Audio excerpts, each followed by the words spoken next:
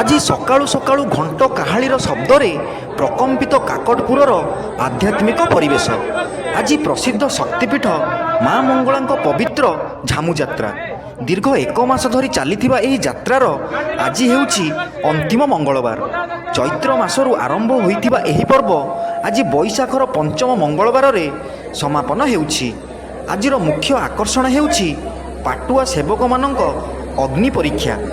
ମନ୍ଦିର ସମ୍ମୁଖରେ ପ୍ରସ୍ତୁତ ଜଳୁଥିବା ଅଗ୍ନିକୁଣ୍ଡ ବା ଅଗ୍ନିଗାଢ଼ରେ ଖାଲି ପାଦରେ ଚାଲିଥାନ୍ତି ମାନସିକଧାରୀ ଘଣ୍ଟ ପାଟୁଆ।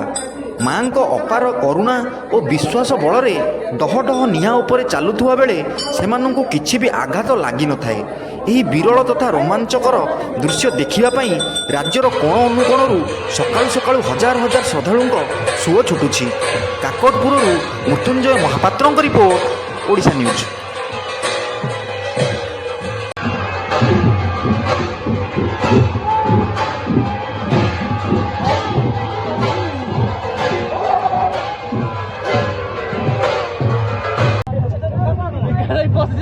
ତଳ ନାଲିଆଟା ଉପରେ ହାତ ମାରେ, ନାଲିଆ ଇଏ ଉପରେ ହାତ ମାରେ।